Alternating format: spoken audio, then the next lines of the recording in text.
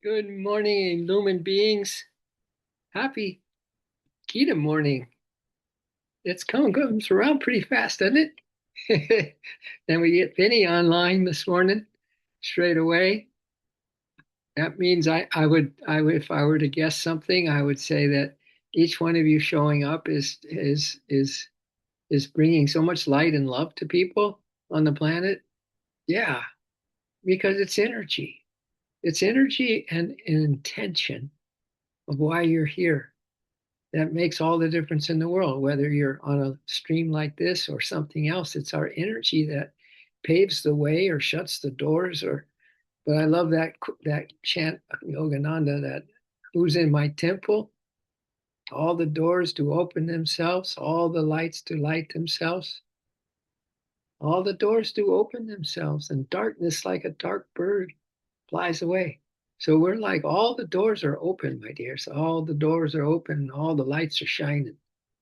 That's what the chant does to me. All the doors are open. It's a mantra. All the doors are open and all the lights are shining. So welcome once again, my dears. We are going to look at, well, I'm going to get a little Rajas in here in the beginning. At the Gunas, we still are looking at those three Gunas. Oh my God, are they something? And we're going to look at Rajas, get a good little review of Rajas. I think we're going to move into some Tamas and maybe even some Sattva today. So we have a Guna day. It means tied together, strung together, you know, that these gunas, they operate as a unit, it's like threads or color on a let's say a ball, and they mix the threading with different colors. So it's just all linked together. It's guna, a strand, a strand of the infinite, fooling us all, fooling us all in the mere realization, the fact that this world is only a dream delusion. And we're going to hear that straight away when we go over these gunas. All right, we're going to get a really good hit that this is not our place to lose our cool. It's not our place to let go of our pure motives, pure desires. It's not a place to just tolerate things. It's a place to shine, my dears. This is a place to really make some progress in this life. That's why you're sitting here, Narayan and Lisa and Jim and Venny. So we might even get Alex and Mary on here. Yeah. So you ready? You ready? This is, if you have your book, it's page 1033, 1033. And we're going to look at verse 21 on 1033, page 1033. It's funny to say that. And get a little hit about Rajas. All right. It gets into even though it's right in the middle, it's not the dark guna, and it's not the spiritual one, sattva. It's right in the middle. So it go either way. But it always has a kind of a thing that usually happens in the Rajas. And you're going to hear about it right now. So, but the verse goes like this. You all ready? But that knowledge which perceives in the aggregate world of beings, but that knowledge, let's see if we have some knowledge here, which perceives in the aggregate world of beings, manifold entities of different varieties, distinct from one another. Understand that knowledge to be rajasic. Now, why is that? Just because we notice here in this aggregate world of beings, manifold entities of different varieties, yeah, distinct from one another. Understand that knowledge to be rajas. So let's listen to Yogananda's commentary and see why that's so. All right, let's see why that's so. And he starts by saying, a man or a woman engrossed and beholding moving picture images. Movies. Anyone into movies? A man or woman engrossed in beholding moving picture images and happenings as if they were real. Imagine every time you went to a movie and you were absolutely convinced that whatever you saw was real. Yeah, that would be kind of interesting, right? But it's even more of a outbreak, so to speak, to think that this world is real. So, a man or woman engrossed in beholding moving picture images and happenings as if they were real, rather than seeing them as illusory representations made of light and shadow. All the doors do open themselves, all the lights do light themselves. So I'm just saying we live in light, man. We're fragments of light. We're crystalline beings. We can go on and on about superlatives about our true nature. So if we're engrossed in beholding moving pictures of life and happenings if they're world and not seeing them. So this is saying that all pictures in life, all moving picture images, people, children, whatever, and everything are real rather than seeing them as illusory representations. Next time you see your loved one, say, "You are a illusory representation made of light and shadow."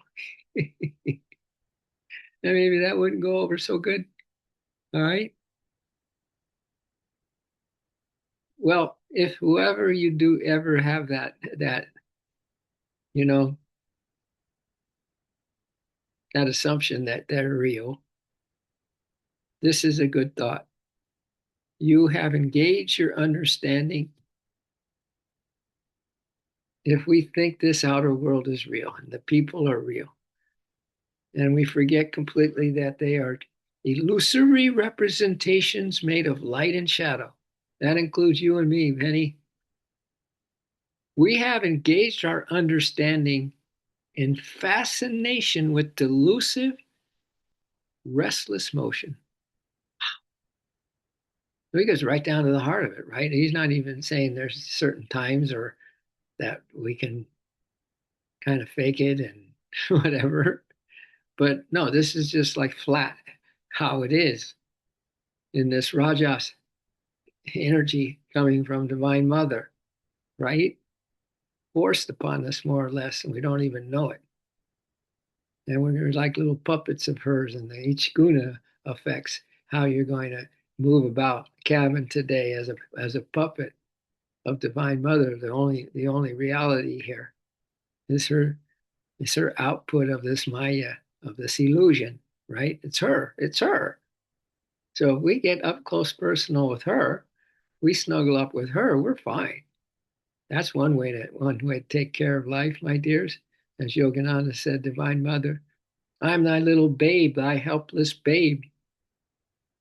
I'm just your little babe, your helpless babe, secretly sitting on your lap of immortality.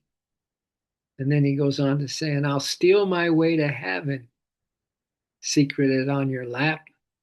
I'll steal my way to heaven, secreted on your lap. So he goes on to say, I'm done. I'm done with looking out this physical world, Mother.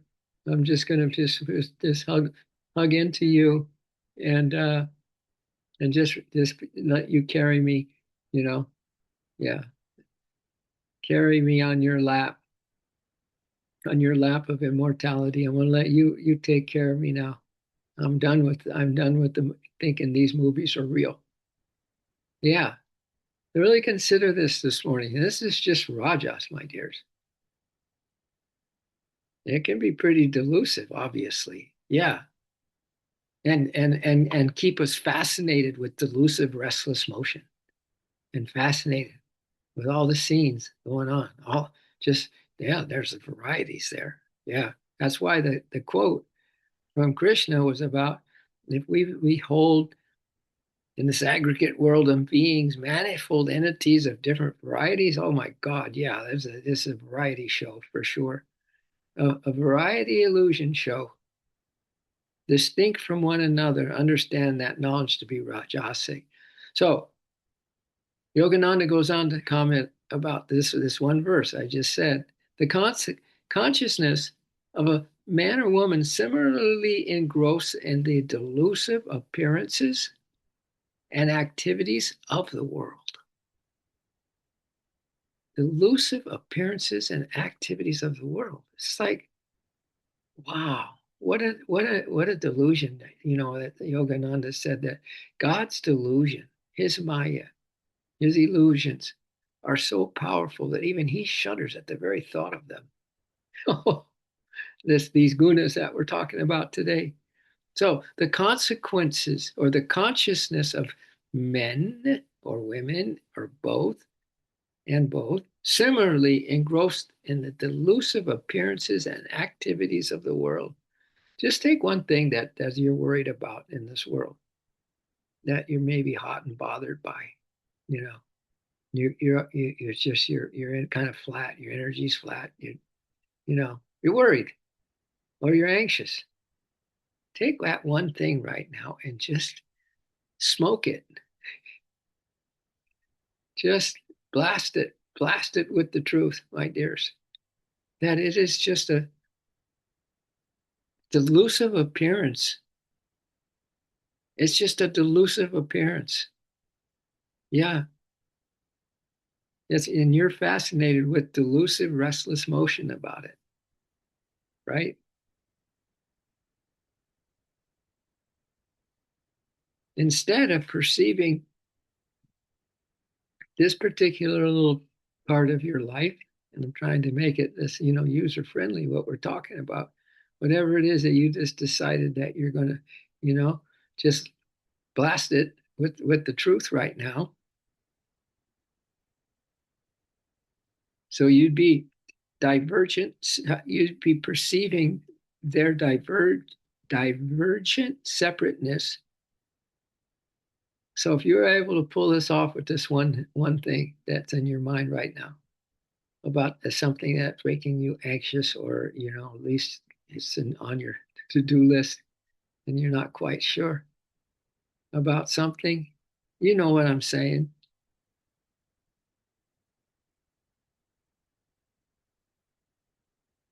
And you decide that that's it, you're not going to make you're going to be cool and calm like a cucumber, cool and as calm as a cucumber, my dears, and just doing this, perceiving this situation, all right, that you might be thinking about right now as flickerings flickerings of the one infinite light, as flickerings. Yeah. So if you stay in just the fascination of these delusive, restless motions, that's real, all right, and not perceive these divergent separateness as flickerings of the one infinite light, you will be in the rajas energies. You will be rajasic, all right? And the quality of that knowledge, which is identified with the active aspect of delusion.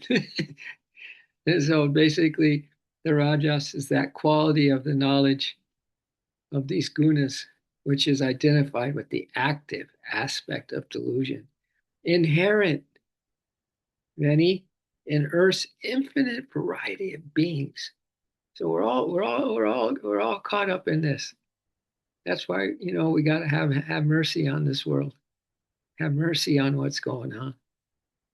Be patient with everything, right?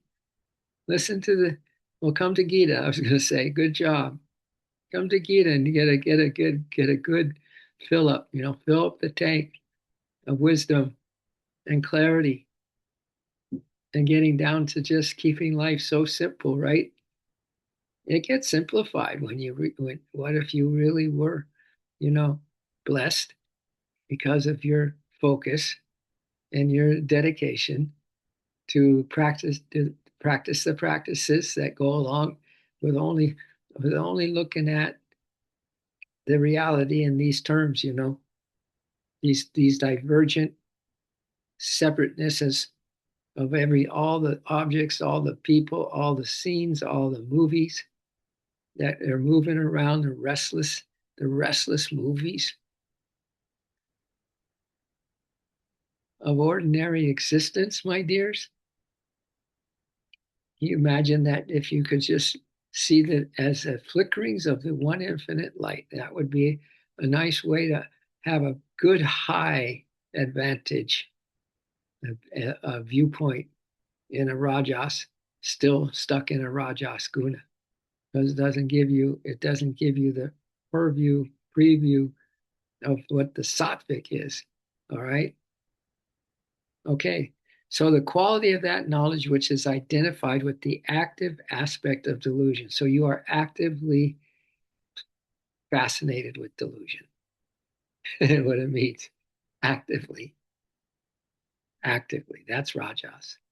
Inherent in Earth's infinite variety of beings. And we're all that way. In the infinite variety of beings, appearances, and activities is rajasic. Ooh, verse 21. And 22, we're going to look at the tamas. You ready for this? Verse 22, Krishna says, and that knowledge which concentrates on a single effect. Now we're focused. We're focused. We're like totally in the delusive illusions and fascinations. Totally.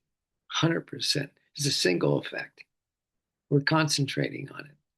And that knowledge which concentrates on a single effect as if it were the whole. So now we're taking this fascination and illusion and then just putting it in a global perspective. This is the whole thing is this. It could be one single effect that we're focused on in this elusive, you know, sideshow of creators, creative masterpiece. Human life, humanity. So that knowledge which concentrates on a single effect as if it were the whole, disregarding motive, whatever it was, whatever it is. You think it's the whole thing, it's the whole reality. Disregarding motive, lacking conformance with the principles of truth. So truth has nothing to do with it. Trivial and easy is declared to be tamasic. That's verse 22, page 1033. So I'm going to turn the page and we're going to get maybe 3 big paragraphs from Yogananda about this tamas energy, right? It's funny, we went to Ashland YMCA and did a yoga class on yin yoga, and he was talking about the tamas energy. This guy, he was brilliant. It was really good. Yeah. In the yin yoga, where you don't move much, you get bolsters and blankets and all those things, so you can just lay in the pose and just move into the pose slowly and just kind of be a witness to how you're feeling, and it's kind of cool. Anyway, he talked about the tamas. Now we're going to hear it again this time from Yogananda, or I will. So the person whose cognition is of the tamasic quality is wholly subverted, wholly subverted. You're just wholly delusive, wholly delusified, wholly subverted by delusion. The body, the world of matter, and the sensory experiences exchanged between the body and its material environs are considered the be all. This is life. This is the truth, the whole truth, nothing but the truth. The body, the world of matter, and the sensory experiences. I'm sure we still collapse into just that's real. When you get upset about something, that means you're mortally attached in some ways to something like that, right? But we've been so conditioned or so long and so stuck in, because of this Maya, that it's easy to just totally get engrossed in the world of matter, the sensory experience exchange between the body and its material environs. When we consider that to be the be all and the end all of life. So the man or woman of Tamasic understanding thoughtlessly, there's this kind of unconscious living, you know, the deep-seated habits of lifetimes ruling the roost in the tamas. There's thoughtlessness. There's no awareness, right? So the man or woman of Tamasic understanding thoughtlessly engages in trivial aspirations. Trivial. Those he or she thinks will cause her or him the least trouble. So going after those things that what they think is going to be the least trouble. We're going to find the easy way at whatever cost. And I don't even think about that at whatever cost. We're going to find the easy way. If we can find an easy way, we're going to go the easy way. So they thoughtlessly engage in trivial aspirations. Those that he and she thinks will cause her the least trouble and give him the most pleasure, but are of no consequence to his true self. No consequence. That person expresses full satisfaction therein as though he had found the ultimate goal of life. So Yogananda said you could go after the giver of the gifts of life or the playthings of life. This is playthings of life. And it's, brought up to be the end all, the be all, and the end all of living. She or he expresses full satisfaction therein as though she had found the ultimate goal of life with her inner voice of conscience stifled in darkness. That inner voice, that little voice of conscience stifled in darkness. He never questions the correctness of her motives or his motives and their cause-effect relation. Don't go there. They don't go there. She and he befuddled understanding her befuddled or his befuddled. Interesting word. His and her befuddled understanding irrationally justifies all of her and his personal convictions and inclinations, justifies them. Her personal convictions and inclinations, no matter how contrary to the principles of truth. It sounds like as the world is in today's world, right? It seems like there could be a lot of Tamasic folks running around. I'm not saying that we're exempt from anything. I'm just saying that this is just getting an understanding of these energies that are almost impossible to avoid, right? Until you are aware that there's an influence such as these gunas. So No matter how contrary to the principles of truth, the Tamas people, their befuddled understanding irrationally justifies all of their personal convictions and inclinations. They justify it. That person never analyzes the body as a mere instrument of the soul, empowered by the laws of nature. They never analyze the body as a mere instrument of the soul. It's just a vehicle of the soul, this body. It totes the soul around, you know that? It totes your mortal being around. Well, you are the astral body too, you know, and the causal body, unbeknownst to us. Most people are only on the surface of the physical. So the Tamas people know they don't know anything about that. What I just said, and are utterly dependent on the borrowed wisdom and power. And are utterly dependent on the borrowed wisdom and power of the Almighty Creator. They don't analyze their body as a mere instrument of the soul, empowered by the laws of nature, and are utterly dependent, but they don't know it. Because dependency on God is great, but if you don't know it, your mind's off in never land. All right? If you don't know it, never analyze the body as a mere instrument of the soul, powered by the laws of nature, and utterly dependent on the borrowed wisdom and power of the Almighty Creator.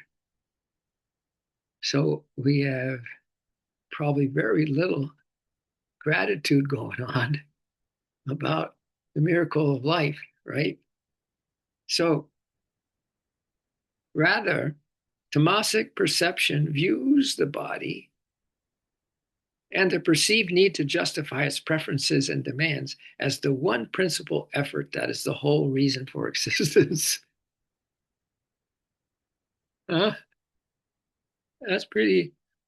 Oh God, it's almost like we have been there so much in all our lifetimes in that ignorance, that spiritual ignorance, right?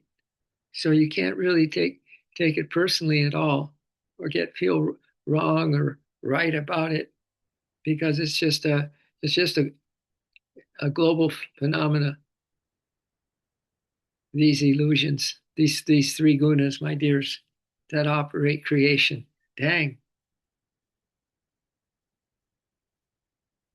But to have a delusion on us that perceives and views the body, the perceived need to satisfy its preferences and demands as the one principal effort, all about body consciousness, satisfying your own preferences. You believe you're 100% that this is the whole reason for your existence. So, through the obstructive influence of tamas, the low grade is the low grade, my dears, or dark quality. Through the obstructive influence of tamas, the low grade or dark quality, on the discriminating faculty, which is rather important, wouldn't you say? Discriminating faculty of intelligence. It has some effect. The low grade or dark quality has an effect on the discriminating faculty of intelligence, and man and woman feels satisfied for a time with her and his engrossment in the seeming reality and temporal activities of the body. But when disease or accidents invade the body and mar its wanted happy-go-lucky activity, the deluded tamasic person is rudely taken aback, and his satisfaction in permanent material options and activities is shaken. When all those things that like life delivers to us is taken away from us, then his permanent, his total belief system of material objects and doing your own thing is shaken. And this is the periodic fate of the materialist until she and he frees her understanding from the delusive tamasic quality, which we're all up to, and frees our understanding from that delusive tamasic quality that makes him and her falsely see the possibility of infinite enjoyment in a finite mirage. Infinite enjoyment. The periodic fate of the materialist that has an understanding of the delusive tamasic quality that makes him falsely see the possibility of infinite enjoyment in the finite mirage of matter. So that's our world.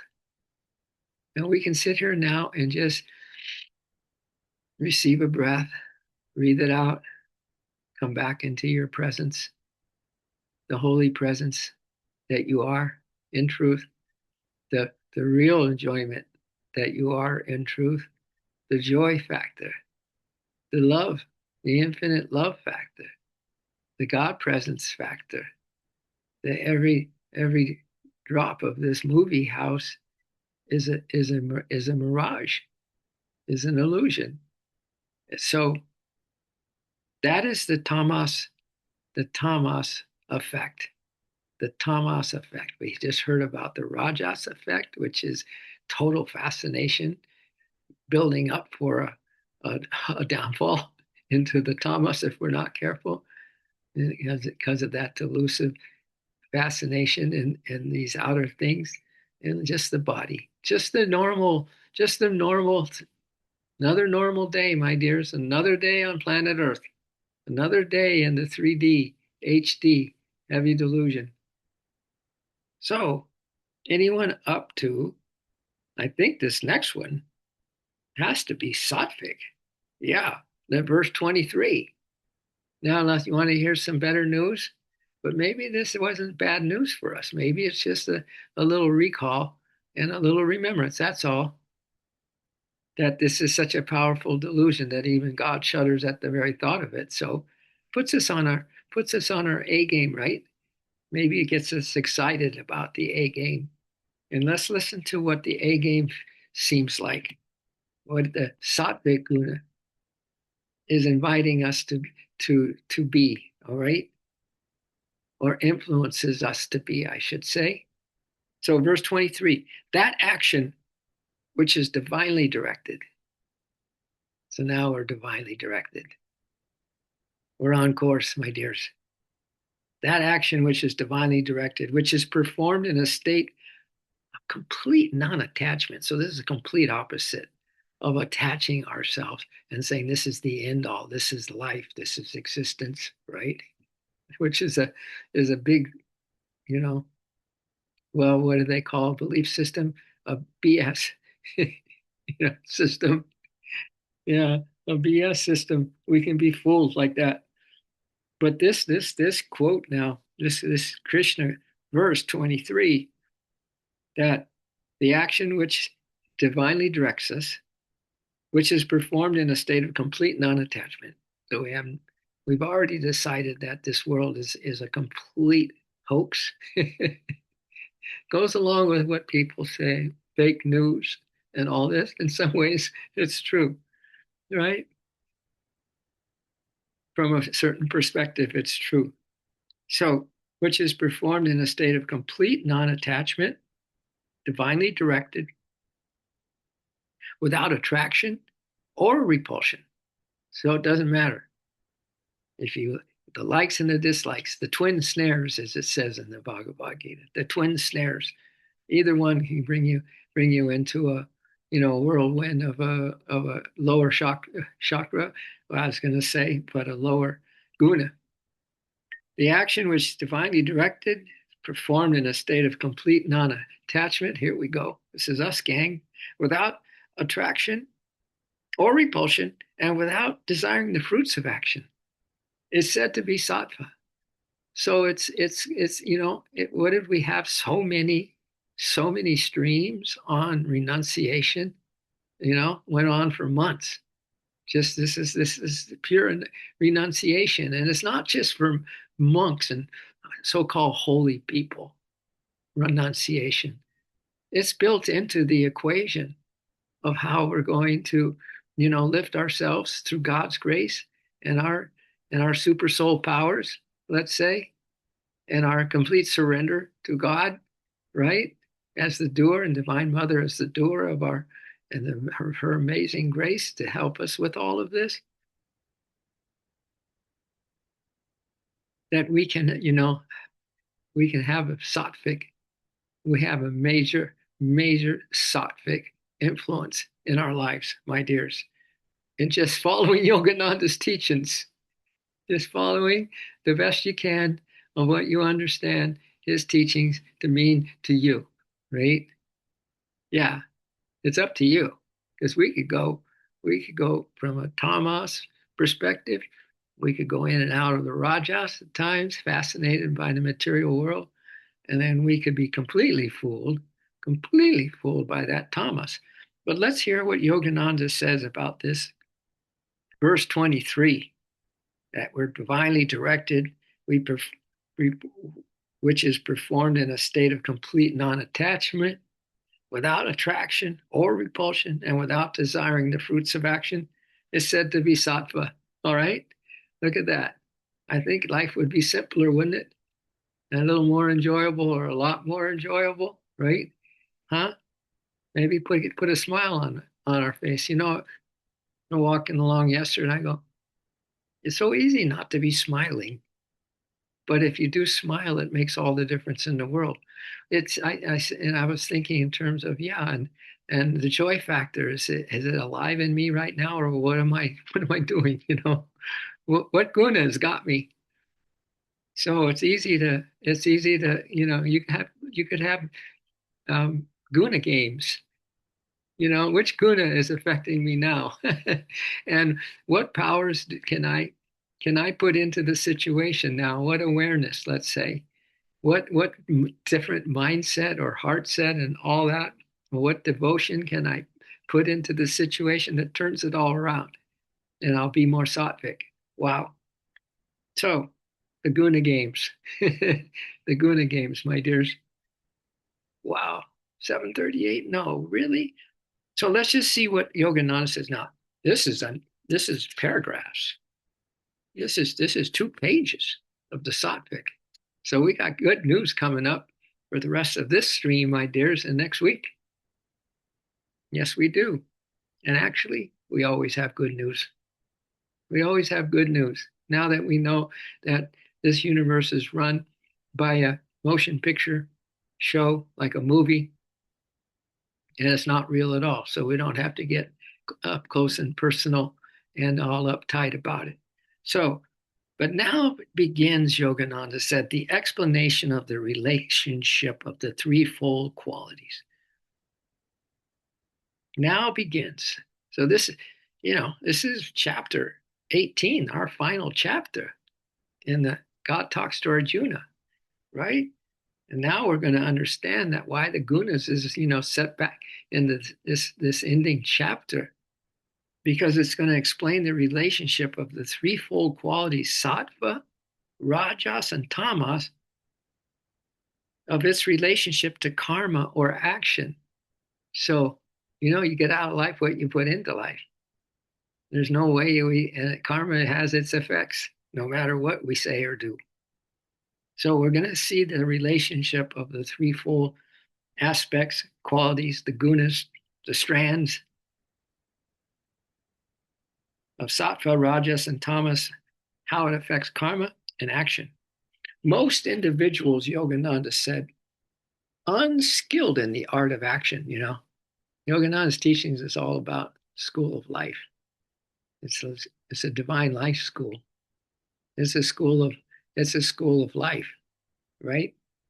That most individuals are unskilled in the art of action, and the Gita is totally about the art of action. Yogananda's teachings are totally about the art of action.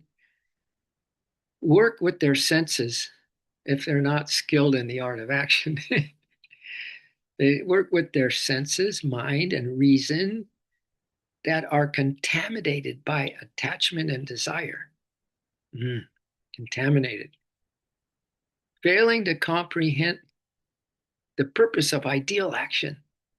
This is kind of a nice way to end this stream this morning, my dears. This failing to comprehend the purpose of ideal action. They act erroneously and become involved in an escalation. An escalation. Get a load of this. It's not what it's not what we want for sure, but we can easily fall into that pit again, right? Failing to comprehend the purpose of ideal action. They act, and we can act erroneously and become involved in an escalation of troubles inevitable in the exciting conditions of the world's dualities.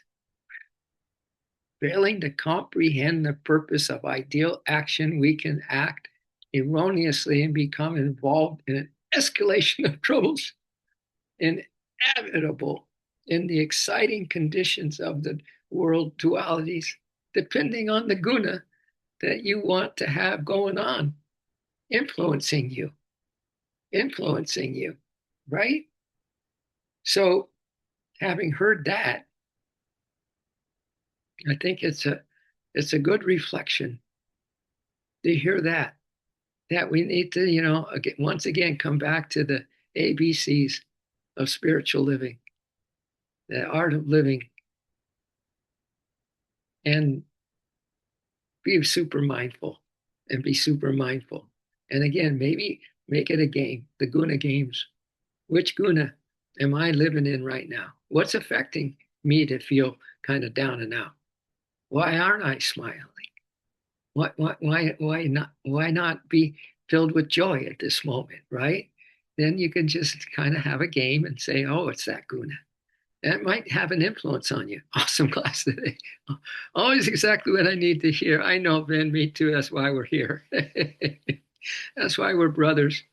That's why we're brothers. Thank you, Ben, for that good news. Yeah, I think maybe all of us feel a little something different as we got here this morning, and see that's the real deal.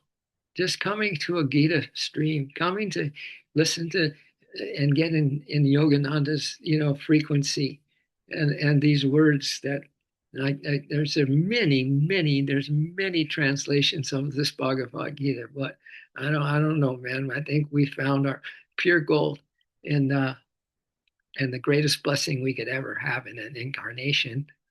And we've had many incarnations, and we have the Guru, we have the teachings, we have each other, we have the blessings of Divine Mother. God, if she puts out the Maya, then she also is the one that can save us and give us the amazing grace and her magic of her amazing grace in every detail and every moment of this existence. How is that? So let me just see what Yogananda says here, and then we're going to end this so I can get ready for the there's happy get ready for the sacred soul meditation that we're going to have now. So yeah, since action is mandated for all beings, so we're talking about the art of action, the art of living, right? And nobody can escape from that. No one can escape from that, because since action is mandated, it's mandated for all beings, my dears. It is foolish, Yogananda says, not to be acquainted with the art of ideal action. It's foolish not to be acquainted with the art of ideal action. The yogi and yogini, one who is harmony with truth, who is in harmony with truth. Good old yogini and yogi, one who is in harmony with truth, is the exemplary performer of activity, in harmony with truth, nothing but the truth, so help us God. She and he knows what he should do, how she should do it, and the consummate reason behind her doing. Like the ordinary man of action, he uses the senses, mind and reason, but does not sully them. The ordinary man of action uses the senses, mind, and reason, but does not sully them by contact with the ego's undesirable hordes. Is that the ordinary man of action? He uses the senses, mind, and reason, yeah, but does not sully them by contact with the ego's undesirable hordes of attachments and desires known to the yogis as troublemakers and peace disturbers. Yeah, the performance of a sattvic activity must have primarily the stamp of approval of a true scripture and of God directing through a true guru. Anyway, so I'm going to end there, make a little note. That's where we're ending, my dear, for next week. All right.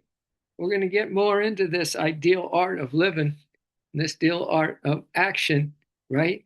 And I didn't quite, the ordinary man, I think this is an extraordinary man who uses his senses, mind, and reason, but does not sully them by contact with the ego's undesirable hordes of attachments and desires known to the yogis as troublemakers and peace disturbers. I think the understanding here for me of that last sentence that we just read a couple times is that we can still have, we still have senses, we still use them, but we don't sully them with all that other stuff, like even a rajas, you know, spree of rajas, or a little dip into some tamas from time to time.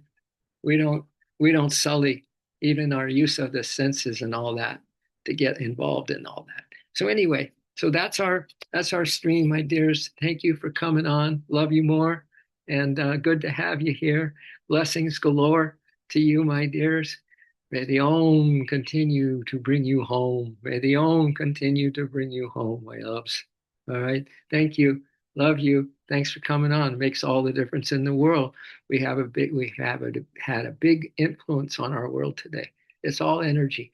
It's all intention. It's all motive, my dears. It's what's going on in your heart of hearts. That's the most important thing, for sure. Love you. Namaste and aho.